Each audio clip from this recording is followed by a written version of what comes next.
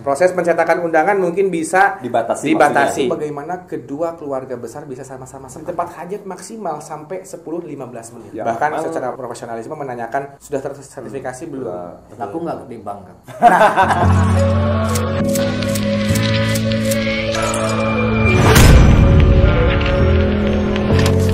Assalamualaikum Sobat Hajat, bersilaturahmi kembali bersama kami. Ada Dodoy Cikuray, Denov Siloka dalam The Hajat Sah.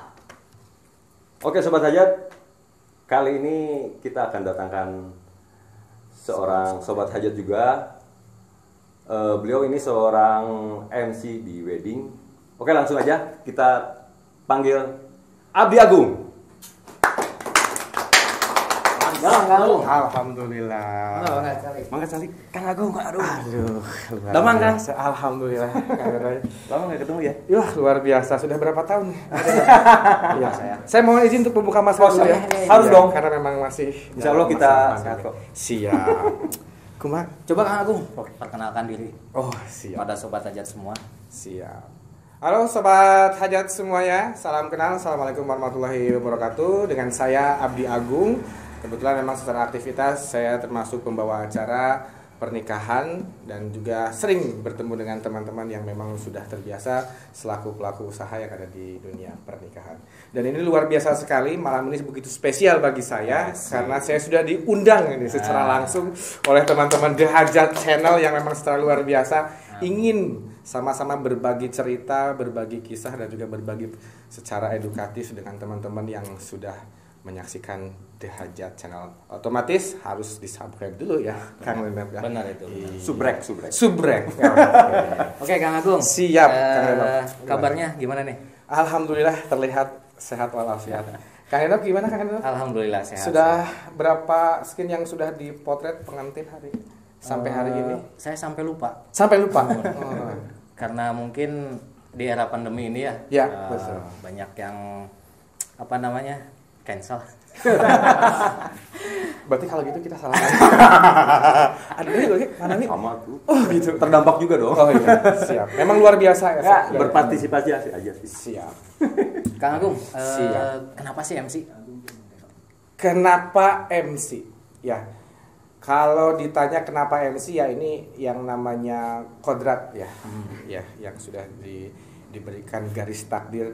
Ya memang awalnya sebetulnya tidak terlalu ada niatan untuk menjadi seorang MC. Cuman karena memang secara hobi awalnya memang dari dulu saya senang berbicara di depan forum, belajar dan tentunya dengan berbagai ilmu yang didapat pun akhirnya kenapa tidak gitu. Saya memberanikan diri menjadi seorang MC dan intinya bisa memandu suatu acara. Pernah jadi penyiar atau radio gitu? Kalau untuk secara penyiar di radio ataupun di media alhamdulillah belum kan. Berarti belum ada basic. Saya memang murni dari MC. Langsung si hajatan. Kalau untuk mulai nge-MC saya sudah mulai terjun di dunia public speaking di tahun 2010. Tapi memang awal-awal karir saya lebih ke MC outdoor. Maksudnya?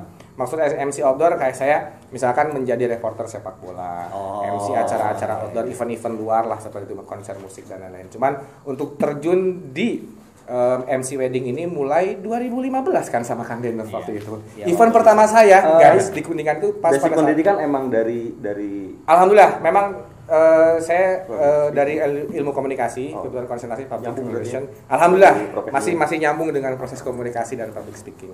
2010 ya? 2010 mulai awal karir kita di pertama ketemu kapan sih, di mana ya? Kalau sama Adodoy pertama kali ketemu itu di salah satu tempat di daerah Ciporang kebetulan. Oh iya. Pada saat itu planner wedding ya? Iya betul. Saya juga sudah kita sama-sama mau. wedding. Kalau nggak salah waktu itu kita mau technical meeting betul. Saya melihat wah ini luar biasa melihat salah satu karena Adodoy ini kan fotografer, melihat fotografer yang memang sudah senior gitu ya katanya sih. Iya, jadi tapi saya pun sebagai junior merasa senior tak tua gitu. Nah itu apalagi benar tipis. Saya bukan yang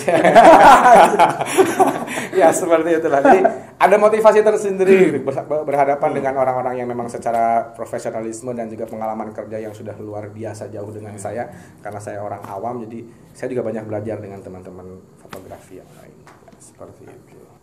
Spesialisnya memang di wedding apa enggak terima acara yang lain enggak? terima acara yang lain tuh. Terima Karena juga memang kan. All event sih. Ya sama aja kayak kita di Wedding foto juga bisa. kan sebenarnya nggak terpaku di wedding. Betul. aja sih Ya, secara seminar bisa, workshop bisa. Oh, jadi saya publikasi diri sendiri. ya. bisa. Apa harus dong. Karena memang Nggak apa-apa. secara aktivitas ya terdekat ini memang yang sering di MC wedding sama di kalau di outdoornya saya biasa mandu sedikit festival musik sama sepak bola. Itu yang sangat saya Kan hobi sepak bola juga. hobi sepak bola dan juga sempat sampai saat ini pun membina salah satu klub sepak bola di Kuningan. Kang Agung, Siap. ngomong-ngomong wedding nih, kondisi sekarang ini kan lagi musimnya COVID ya. Ya, COVID. betul. Ya, jujur kita juga sangat-sangat terdampak ya soal virus ini. Menurut Kang Agung sendiri gimana sih? Ya yang Kang Agung rasain Ya. selama masa pandemi ini gitu loh. Campur aduk sih. Campur aduk. Kalau berbicara mengenai masa pandemi di saat ini dengan dibenturkan dengan posisi profesi gitu ya. Tuh. Karena awal-awal pandemi yang saya sangat rasakan dulu awal-awal di awal pertengahan Maret khususnya mulai pandemi 2019 2020 ya. 2020. Di pertengahan Maret itu sudah mulai sangat-sangat terasa sekali dan betul-betul dampak ataupun efeknya betul-betul ngena kepada saya sendiri selaku MC dan profesi. Akhirnya banyak membuat klien-klien kita pun, calon-calon pengantin pun akhirnya merasa kebingungan. Dalam artian kebingungan karena dengan adanya aturan pembatasan pada saat itu masih PSBB istilahnya. Jadi beberapa aktivitas yang secara kemasyarakatan mengumpulkan orang-orang banyak kan akhirnya ada beberapa regulasi yang memang diusulkan termasuk di acara hajatan ataupun pernikahan. Buat Kang Agung sendiri efek dari pandemi akhirnya sepi job karena emang nggak ada hajat itu sampai sejauh apa? Sejauh apanya ya saya sangat-sangat merasakan bagaimana WFH, work from home dan memang stay at home betul-betul saya merasakan selama 4 bulan kurang lebih dari Maret. Dari rumah kita apa gimana? Ya offline. Offline. Ya? Offline. Tidak ada kerjaan jadi hanya sebatas latihan berbicara aja di rumah. Kalau WFH kan work from home Iya, sih dari rumah gitu. Saya kebetulan ya pas pada saat masa pandemi awal ya saya nge-MC sama istri saya, anak saya gitu. Jadi ngobrol sama mereka. Memang betul. Selama 4 bulan itu kurang lebih saya betul-betul merasakan kalau bisa dikatakan masa-masa kritis lah.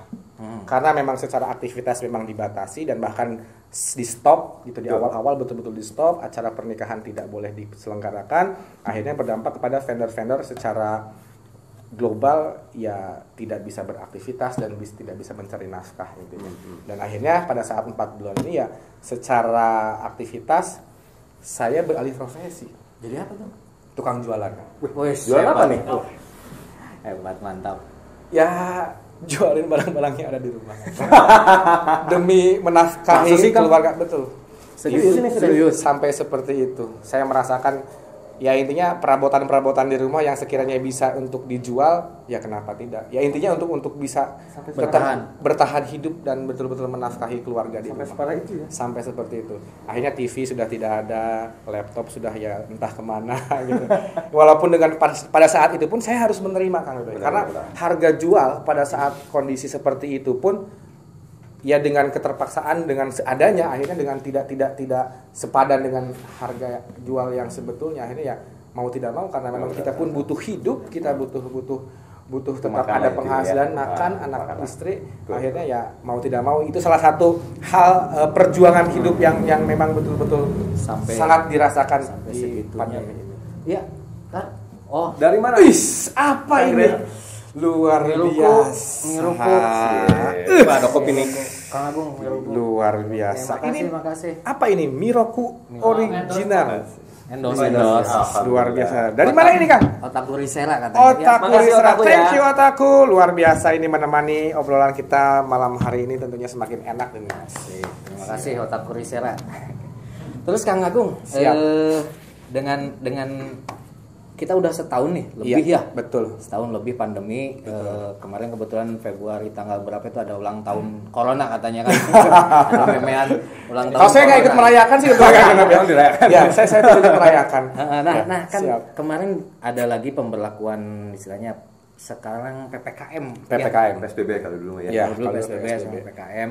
Terus kita juga sempat mengetahui bahwa emang dunia industri hajatan mulai surut lagi, Ya. mulai sepi lagi. Betul.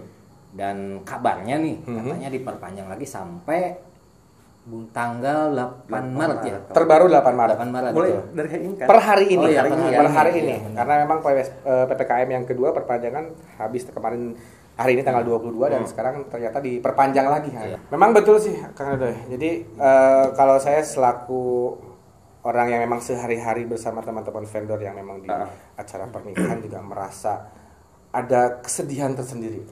Maksud kesedihan apa? Empati lah ya. Ya, jadi ada beberapa vendor-vendor yang akhirnya memang secara regulasi tidak diikut sertakan dan bahkan tidak diperbolehkan seperti teman-teman musik.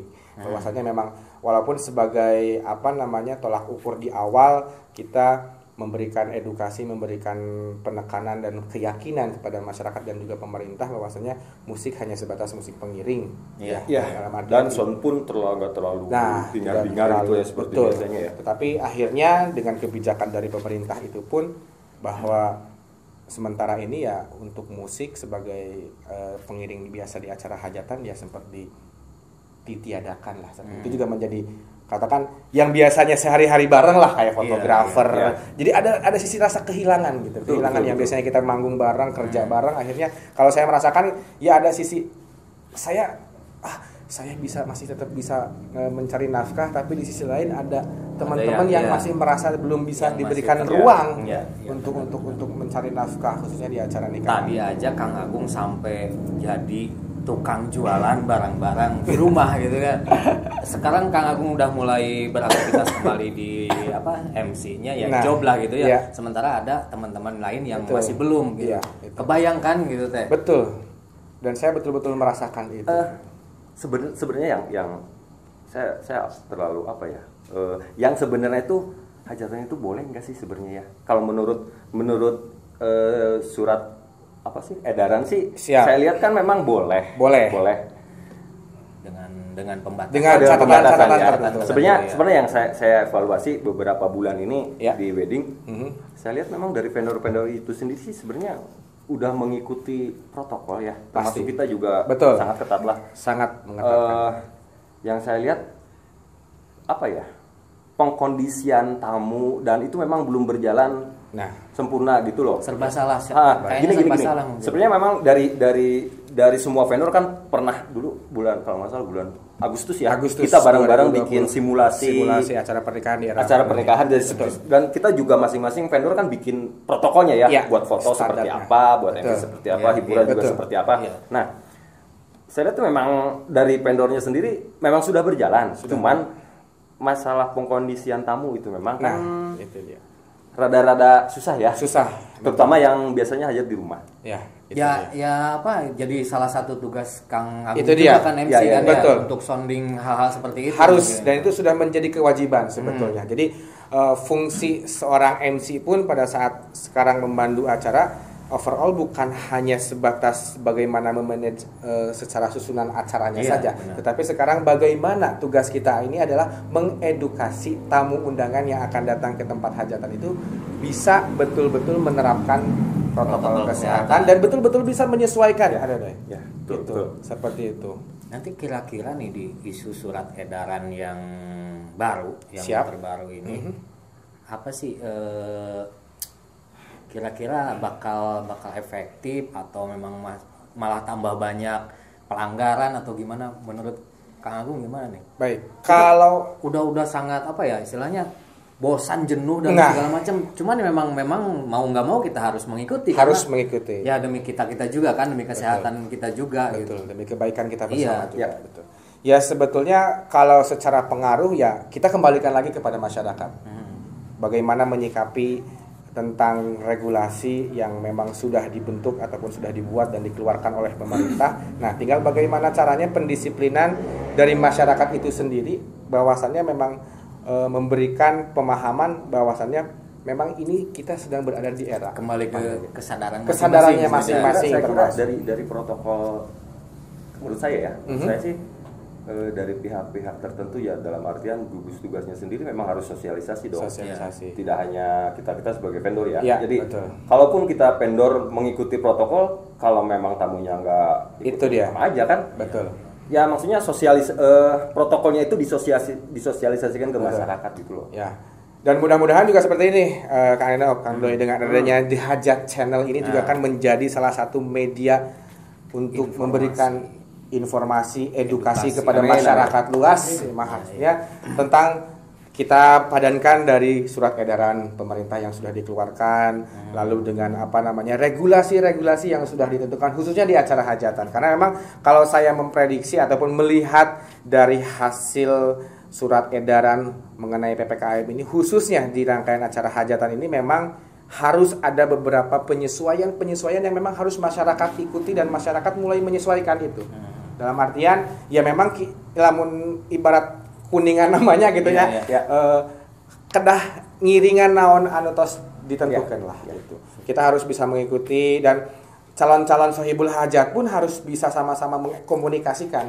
Karena kalau kondisi seperti ini, saya melihatnya kita inilah, saya MC Adodoy sama Adinov sebagai fotografer dan vendor-vendor lain, apalagi wedding organizer atau wedding planner, itu sebetulnya bisa dikatakan sebagai gugus tugasnya penyambung lidahnya pemerintah untuk mengedukasi masyarakat khususnya di acara hajatan tentang penerapan protokol kesehatan. Dan alhamdulillah kan, saya percaya teman-teman vendor sudah bisa menerapkan standar protokol kesehatan dengan kelengkapannya, dengan standar penggunaan alat dan lain-lainnya. Tinggal sekarang masyarakatnya memang bagaimana kesadaran tadi. Maaf, kasusnya gini loh. Siap. Tadi pagi ada WA ke saya.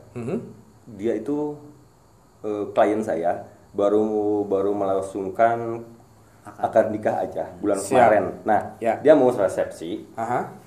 Mau resepsi, tapi dia nggak tahu prosedurnya seperti apa dan harus bagaimana. Nah, itu dia. Saya posting karena mengomentari, dia mengomentari karena saya posting update status ya. Waktu kemarin saya lagi kerja. Siap.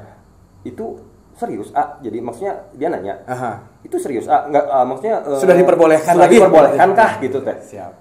Prosedurnya seperti apa sih kok? Nah, gitulah, banyak pertanyaan yang seperti, karena memang saya lihat kalau kita mah kan banyak informasi ya, terutama dari vendor di dunia kita lah ya, di wedding. Dia tuh memang benar-benar nggak tahu harus gimana dan bagaimana. Nah, itu dia.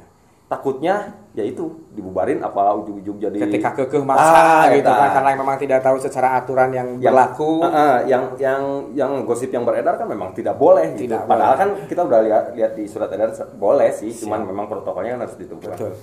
Ya, yang menjadi dilematis sendiri memang jujur kalau saya melihat beberapa surat-surat edaran dari pemerintah khususnya tentang acara penyelenggaraan acara pernikahan ataupun hajatan ini yang sempat membuat merasa masyarakat kebingungan itu memang di PPKM kemarin yang kedua. Karena memang sudah jelas dinyatakan kalau secara regulasi dinyatakan bahwasanya untuk acara resepsi ataupun hajatan memang ditiadakan sementara. Tetapi alhamdulillahnya di perpanjangan yang hari ini mulai sampai tanggal 8 Maret itu sudah diterangkan bahwasanya secara redaksionalnya bisa kembali melakukan aktivitas hajatan itu tadi.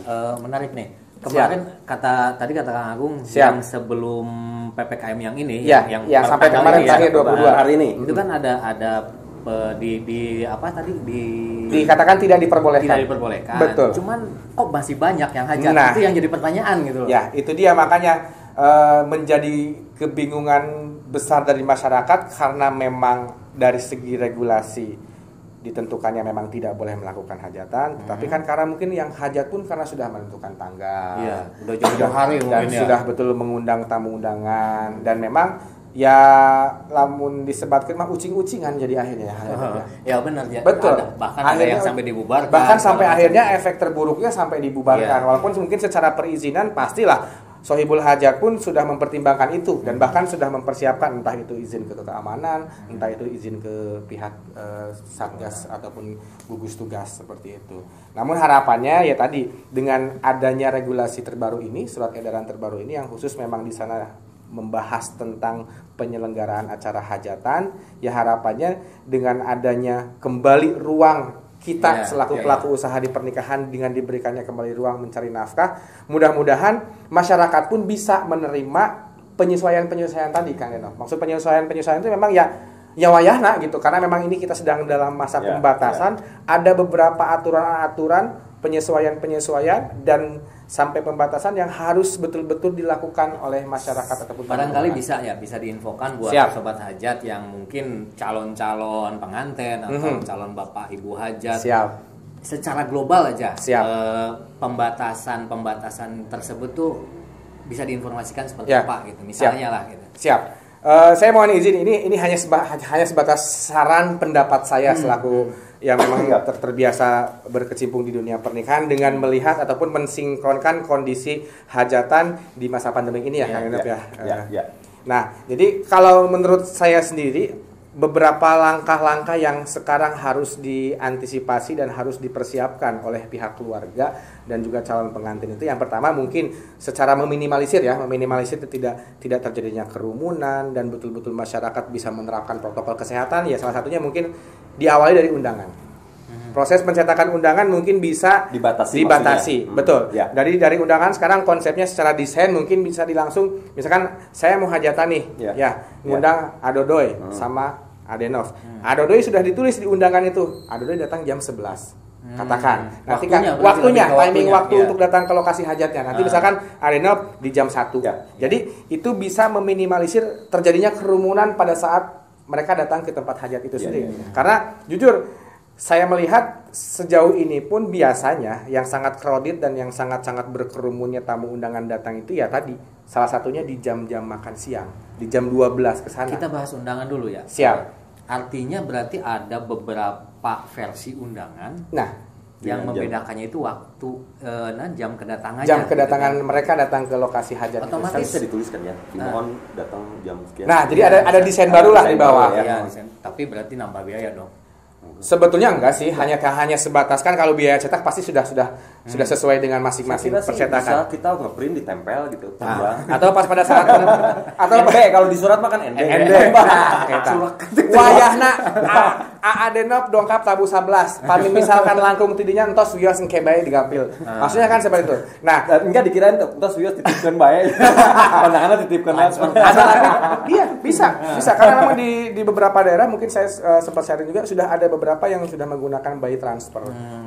Seperti itu. Yang mungkin dari pihak yang diundang dan pihak yang mengundang juga harus saling maklum gitu ya. Itu dia. Apalagi dari luar kota misalnya teman-teman pengantin atau teman kuliah, teman sekolah, teman kerja gitu kan bisa aja kan ya. Itu salah satunya dari undangan ya, bisa disiasatinya dari timing waktu, pengaturan undangan untuk jam kehadirannya lah, kedatangan ke tempat. Yang kedua, intinya dan yang paling utama itu bagaimana kedua keluarga besar bisa sama-sama sepakat. Maksudnya apa? Sepakat itu dalam artian pada saat biasanya kan ya kalau saya ada di H-7 misalkan, kalau di kita masih ada istilah kumpulan kondang. Kumpulan kondang sebelum menyebarkannya undangan, terus bahwasanya salamatan ataupun pemberitahuan ke pihak tetangga ataupun tempat di wilayahnya bahwasanya saya mau mengadakan hajatan, ya mohon doa, mohon dukungan. Nah, di momen-momen seperti itu harus lebih ditekankan bahwasanya memberikan edukasi, memberikan komunikasi kepada masyarakat, karena memang kita sedang di situasi seperti ini, nyawayahna di undangan tos di serat, di undangan sudah ditulis jam kedatangan seperti itu. Yang kedua, ya wayahna atuh harus betul-betul menerapkan protokol kesehatan dan di sana intinya meminimalisir kerumunan tadi. Dan juga bisa di acara pun disiapkan area ruang tunggu dan area keluarga. Itu juga bisa meminimalisir adanya kerumunan dia. Dipisah dipisah. Jadi waiting area nanti harapannya ketika misalkan terjadinya kerumunan ataupun membludaknya tamu undangan di jam yang sama datang ke tempat itu, bisa sementara dibagi timingnya yang berapa orang, karena memang kapasitas gedung ataupun ruangan kan memang dibatasi 50%. Misalkan hanya 40 yang masuk ke ruangan, ke gedung, sisanya boleh menunggu dulu di waiting area. Ini ngopi dulu. Siap. Luar biasa ya. Lumayan suara saya biar semakin sambil ngopi ya. Siap. Menurut saya sih di luar protokol yang masing-masing termasuk yang punya hajat juga memang harus mengikutinya prosedurnya seperti Betul, itu. harus. Saya kira yang saya tahu apa ya, pas waktu hari H itu menurut saya sih harus dilibatkan pihak-pihak tertentu ya, dalam Ya, artian harus. gugus kop. Jadi intinya pengawasan lah ya. Betul. Dari mereka itu kita butuh gitu loh. Betul. Kalau memang di luar konteks prokesnya memang harus diberitahu, Harus. diperingatkan dong Harus gitu kan. diperingatkan. Saya kira sih sebenarnya sah-sah saja ya untuk Sah-sah hajat saja. ini. Kalau memang dari Secara pelaksanaannya secara sesuai. pelaksanaannya gitu loh. Sesuai dengan protokolnya. Dan memang betul, karena di masa seperti ini tadi gitu ya. Jadi harus diikut sertakan, dilibatkan stakeholder ataupun orang-orang yang memang bisa mengantisipasi terjadinya kerumunan. Iya, iya. Dengan misalkan ya tadi Saya kira mungkin dari tim kesehatan pun Tim kesehatan dilibatkan harus. Bukan hanya kayak apa ya, kemarin kan yang saya lihat ada Babinsa, Betul. ada Polres juga, Polsek juga, Siap. Aparatur desa. aparatur desa, Betul. PP dan sebagainya, pokoknya gugus COVID Gugus lah ya, COVID. gugus tugas. Termasuk mungkin diskesnya juga ya. Ya, dari dinas kesehatan kan nanti juga, bisa melakukan tembusan ke puskesmas setempat ataupun Iya. tim-tim Betul. kesehatan. Betul. Jadi memang kalau saya melihat ya tadi persiapan di sebelum acara itu Bapak Hajat ataupun keluarga harus menempuh proses itu dulu untuk awal, dalam artian kalau dulu kan biasanya kita kalau mengadakan acara harus ada surat izin keramaian katakan. Iya. Kalau dulu Iya. kan hanya sebatas ke pihak keamanan, Iya, betul. baik TNI ataupun Polri. Iya. Nah, tapi sekarang harus ditambah lagi. Izin itu harus bisa ada ke aparatur desanya. Nanti desa tembus ke kecamatannya. Nanti kecamatan turun lagi tembus ke puskesmas setempat. Ya, betul. Nah, setelah puskesmas baru nanti ke pihak keamanan. Ini jadi Polsek ataupun poin Polri. keempat dari Nah, yang tadi berarti. betul. ya, Dan penjelasan mereka soal dilibatkan perizinan. di Iya. sana sebagai proses pengawasan.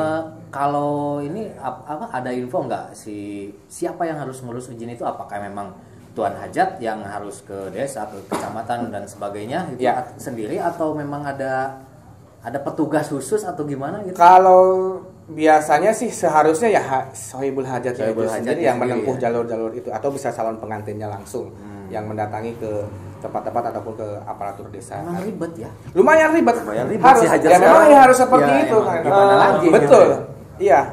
Di luar lebih mahal, Betul. lebih ribet, Lebih ribet. Dan betul-betul serba ekstra lah gitu. Bahasa ekstra sih. Betul. Ya sebenarnya bukan hajat aja sih ya. Betul. Sama yang semua lain juga yang sebenarnya bersifatnya memang, berkerumun. dan kita juga di luar SOP pekerjaan kita juga ada SOP tambahan kan. Betul sekali. Harus vendor pun harus Kita menyesuaikan. kerja harus pakai masker. Aduh, Harus nggak pakai beneran. betul. Aslinya Ya. saya merasakan betul, selain pakai masker, face shield, terus juga ditambah lagi cover mic-nya. Cover mic ya. Apalagi ditambah dengan sarung tangan. Pakai APD juga. Oh, enggak. APD saya hanya sampai jas saja. Saya aja pakai APD juga. Kebayang kan sudah pakai rompi dan jas saja itu sudah. Iya. Harina. Dan memang ini juga menjadi tugas saya sendiri. Maksudnya Iya. PR saya pun ketika membawakan suatu acara dengan kondisi masker lumayan terasa. Nafas pun memang mengatur nafas Ya, juga betul. harus betul-betul itu menjadi tugas-tugas tambahan kita lah, dalam artian Ya. kita bagaimana mengolah nafas, dan itu lumayan luar biasa. Nah, kembali lagi ke regulasi tadi untuk menyikapinya, selain tadi langkah-langkah yang harus ditempuh oleh Sohibul Hajat gitu ya kan, ya, ya. tapi juga intinya masyarakat kita pun harus bisa mulai menyesuaikan dengan Iya, adanya betul. itu. Ada kesadaran gitu ya. Ada kesadaran, dan kuncinya memang di sana. Iya, iya. Kuncinya di sana. Kesadaran masyarakat bahwasanya harus menerima gitu. Ketika misalkan seperti halnya datang ke tempat hajatan secara timing, ya kita bukan berarti mengatur dia, tetapi Iya. karena memang kita menghindari dan mengantisipasi kerumunan. Misalkan yang biasanya sekarang kan kalau kita datang ke hajatan nih, datang biasa salaman, makan, nikmatin musik gitu kan. Iya. Bahkan berlama-lama Ya, lah ketemu gitu lah. temen, Ketemu siapa teman dan gitu, sama. ya. Nah, sekarang paling bisa hanya di tempat hajat maksimal sampai 10-15 menit. Karena bergantian dengan tamu undangan yang lain. Tadi ada 4 poin yang secara global gitu ya, Betul. secara global dari Kang Agung disampaikan sebagai langkah awal istilahnya. Langkah awal. Untuk Sohibul Hajat gitu. Iya. Mungkin lebih detailnya bisa berkomunikasi juga kan dengan vendornya. Iya. Misalnya dengan MC gitu Iya, kan. betul. Kalau memang di acara hajatan mereka ada MC-nya, bisa diinformasikan juga mungkin Betul. lebih detailnya seperti apa gitu. Itu. Nah, yang ini Kang Agung paham banget ya, gitu, paham banget dengan semua aturan, semua apa yang menyangkut tentang isu surat edaran segala macam. Apa memang apa ya, ada kedekatan atau dengan pihak pemerintah atau memang harus seperti itu, apa cuman baca atau apa gitu? Ya intinya apa ya, saya ya dekat dengan semua lah gitu ya. Saya sama Kang Reno kan dekat gitu ya. Jaga-jaga dulu. Oh ya benar-benar sama teman-teman yang lain gitu. Jadi akhirnya kan ya intinya kalau saya sih ya silaturahim itu bukan hanya batas membawa rezeki, tetapi termasuk informasi juga. Ya kabarnya Kang Agung sendiri kan punya apa ya, tergabung dalam sebuah komunitas atau lembaga perkumpulan ya. Siap. Ya. Apa namanya? HIPAPI kebetulan. Memang ada ya? Ada. Perkumpulan khusus MC gitu? Ada. Kebetulan saya tergabung di HIPAPI Indonesia. Apa tuh? Di mana HIPAPI itu adalah perkumpulan pembawa acara pernikahan Indonesia. Khusus pernikahan. MC pernikahan memang.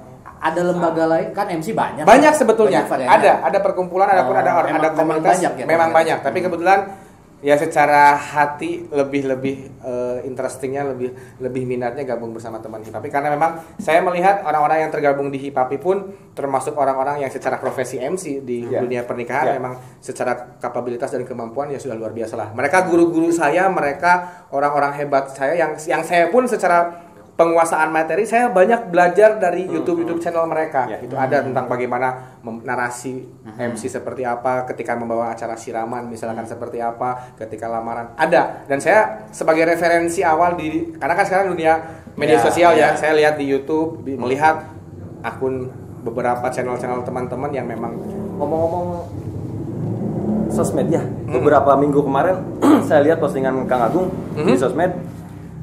Abis menyelesaikan sertifikasi MC ya. Nah, itu dia.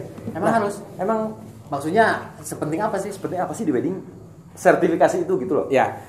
Kalau saya karena memang kebetulan sertifikasi ini memang diadakan oleh HIPAPI ini sendiri kan dikhususkan kepada anggota. Dikhususkan kepada anggota, dan memang tujuannya ya kalau saya kenapa memang ikut sertifikasi itu, yang pertama saya hanya ingin mengembangkan secara wawasan keilmuan saya tentang bagaimana caranya membawakan acara, lalu bagaimana sih sebetulnya normatifnya. Betul. Gitu biasanya susunan acara dan dari pemahaman materi serta penguasaan tentang dunia pernikahan khususnya seperti apanya. Dan secara pribadi selaku MC ya kita kan namanya pengusaha ya. Betul. Orang yang saya di usaha pernikahan. Adodoy sama Arena pun salah fotografer juga kan sama. Bagaimana caranya masih ada tahap pembeda lah gitu. Oh betul. Dengan adanya lebih kita harus siap bahwasanya jelas teman-teman saya yang seprofesi di Kuningan pun banyak. Ya. Nah, tapi bagaimana caranya saya ini tetap beda dengan yang lain. Ada warna-warna tersendiri lah ya. Salah satunya mungkin itu. Selain secara skill keilmuan pribadi dan juga ya intinya ada nilai poinnya saya sebagai pembeda dari teman-teman seprofesi lain. Jadi lebih ke pengembangan profesi. Pengembangan profesi saya lebih ke sana. Karena memang jujur saya tergabungnya di HIPAPI pun karena jujur saya sangat-sangat betul-betul bersyukur. Bersyukurnya kenapa saya digabungkan dengan orang-orang yang betul-betul luar biasa di dunia MC, bukan hanya sebatas mereka pun bukan hanya concern sebenarnya bukan acara kepernikahan, tetapi lebih kepada host, apalagi sampai sebagai pembawa acara di TV segala macam, dan memang luar biasa saya mendapatkan ilmu-ilmu yang secara keilmuan di dunia MC memang luar biasa. Dan HIPAPI ini sendiri pun sekarang ini kan saya juga tergabung di HIPAPI DPP Jabarnya di Jawa Baratnya itu sendiri. Jadi tidak menutup kemungkinan profesi MC itu jadi sebuah profesi yang cukup menarik juga ya. Cukup menarik, menjanjikan lah istilahnya. Menjanjikan, gitu. Ya. Dan saya rasa kan pasti setiap orang bisa berbicara. Nah, cuman tinggal bagaimana caranya kita belajar untuk mengolah proses berbicaranya itu. Dan ada tekniknya berarti ya?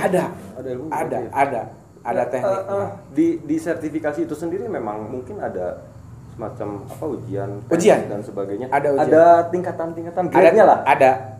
Jadi memang pada saat sertifikasi ini memang dibagi beberapa kategori ada. Maksudnya tapi wedding gitu. Wedding. Jadi memang di wedding juga dibagi-bagi lagi gitu. Dibagi-bagi lagi. Termasuk saya misalkan mengikuti sertifikasi di acara akad nikah resepsi nasional, dan akad nikah resepsi adat Sunda. Ada lagi sesuai, ada adat Jawa, Sumatera termasuk Palembang dan lain. Ada, jadi masing-masing sesuai kemampuan pribadinya kita yang memilih. Jadi ada beberapa kategori dan pilihan. Dan kebetulan saya memilihnya sertifikasi ini untuk acara akad dan juga resepsi nasional secara nasional. Lalu akad resepsi secara Sundanya, ada Sunda. Jadi dari mulai proses mapang panganten. Bahasa Sunda dong. Nah, manawi eta ada menuju. Kita jarang Sunda nggak bisa. Maksudnya Sunda yang baik dan benar itu. Eta pisan ada doy. Abdi ge sok kadang-kadang gempeur keneh komo pas kemarin pas ujian. Saya lulusan Pasundan aja nggak bisa. Pasundaan loh. Nah, komo kan nggak bisa. Sunda yang baik dan benar. Kan kasohorna kan termasuk Sunda kasar gitunya. Perbatasan. Pas ningali mentor-mentorna luar biasa ieu ti karun-karun anu memang tos memang secara profesionalisme, secara adat sudah memang sudah mumpuni itu, saya pas sampai gempeur gitu. Pas karena memang pas pada saat ujian tertulis pun kita melewati online. Ya, kita dari online. Karena pandemi ini. Ya, dijadwal satu persatu. Kebetulan pas pada saat itu saya dihadapkan langsung dengan mentor-mentor yang luar biasa yang sudah pengalamannya yang hebat. Ya jadinya gempeur abdi gitu. Komo diajak nyarios teh gitu, diajak nyarios Sunda gitu. Wah, luar biasa ini, jadi memang pengalaman dan tantangan saya sendiri. Ya segitu teh kan udah terbiasa di depan publik ya. Segitu teh sudah biasa. Segitu teh. Apalagi kita yang awam gitu loh. Komo dia pas dihadapkan langsung dengan orang-orang yang memang sudah lebih ini. Itu ada biaya nggak? Kalau untuk biaya secara keseluruhan kita ya hanya iuran anggota saja. Emang karena sertifikasi itu dikeluarkan khusus anggota. Anggota dulu sebenarnya. Karena memang sertifikasi internal. Seperti ya harapannya kita aja di AFI kalau saya. Iya, APFI. Nah, APFI, Asosiasi Fotografer. Ya, sama. Dan memang secara ke depan ya secara profesi juga yaitu akan menjadi bukan tolak ukur ya, pegangan saya sendiri lah gitu. Ketika misalkan ada, dan minimalnya ya saya sudah proses ikhtiar sebagai MC profesional lah gitu, dan bisa memberikan nilai kepercayaan lah kepada calon klien. Tapi nanti. Saya kira mungkin ke depan ya yang saya lihat perlu itu. Iya. Termasuk kita pun fotografer kayaknya memang harus, maksudnya gini loh. Ada beberapa venue planner wedding yang memang mau bisa masuk ke situ karena ada tersertifikasi gitu. Dan harus menyertakan itu lah. Vendornya tuh harus menyertakan sertifikasi. Jadi memang ada fisiknya semacam sertifikat. Ada, gitu jelas. Di kota-kota gede sudah berlangsung. Sudah, itu kan? Ya, di beberapa venue mungkin di ibu kota sudah ada beberapa venue yang bahkan secara profesionalisme menanyakan sudah tersertifikasi belum. Standar nasional lah. Itu seperti. Aku nggak di bank kan. Nah, saya belum coba karena belum keluar tuh sertifikat. Ya? Sertifikat rumah, sertifikat tanah gitu. Ya kan aku di bank. Ini saya dapat enggak? Lu kata ya tang. Coba kan. Daripada jualan gitu. Barang-barang di rumah. Benar. Menarik juga ya obrolan kita kalau memang harus dikupas tuntas. Wah, sangat panjang mungkin ya. Siap. Dunia ini dunia hajatan gitu ya. Siap, betul. Terakhir deh, Kang Agung ada pesan apa gitu buat para sobat hajat di rumah? Ya intinya kalau saya pertama pesan mengenai rangkaian acara hajat di sini untuk calon-calon pengantin ataupun juga calon-calon sahibul hajat jangan perlu khawatir, apalagi dengan adanya regulasi pemerintah yang baru yang lebih katakan memberikan kembali ruang untuk teman-teman bisa melakukan acara, dan juga teman-teman vendor yang lain juga khususnya musik juga alhamdulillah sudah diberikan ruang kembali untuk mereka bisa manggung kembali. Namun intinya poinnya tetap sama-sama menerapkan dan kita mencoba mengadaptasikan protokol kesehatan dan betul-betul menyesuaikan kondisi di masa pandemi. Ya kita juga sebagai vendor harus memberi edukasi juga. Betul. Karena kita kan secara ini kan langsung berhadapan gitu kan ya. Berhadapan jadi tontonan orang-orang apalagi musik gitu kan. Bahkan fotografer sendiri pasti dilihat sama tamu segala macam gitu. Memang kita juga harus ikut berperan mengedukasi juga. Masyarakat, jangan sarwana lah gitu kan. Kita vendor-vendor ini sebagai penyambung lidahnya pemerintah lah, dalam artian untuk sebagai tim pengawasan juga di lapangan khususnya di hajatan. Dan yang kedua mungkin ya intinya tetap semangat ya, walaupun kondisinya seperti apa dengan segala keterbatasannya tetap harus semangat dalam proses berikhtiar khususnya dalam mencari nafkah. Insyaallah rezeki mah moal ka mana. Amin. Eta gitu ya, adanya. Eta harus tetap optimis dan harus tetap semangat menjalani hidup walaupun dengan berbagai rintangan pengalaman ya. Ada juga mungkin kalau dikupas tuntas juga pasti punya pengalaman tersendiri di masa pandemi seperti ini. Di episode sebelumnya kali. Kan Oh iya benar. kan gitu sampai dibatalkan jadwalnya banyak. sampai di reschedule ulang. Tapi saya lihat hajat mah masih banyak ya di jalan. Masih Cuma yang booking nggak ada. Nah, Sedih. Nasib pertama. itu tinggal PR kita masing-masing itu ya. Bagaimana kita mempublish dan Iya memberikan betul.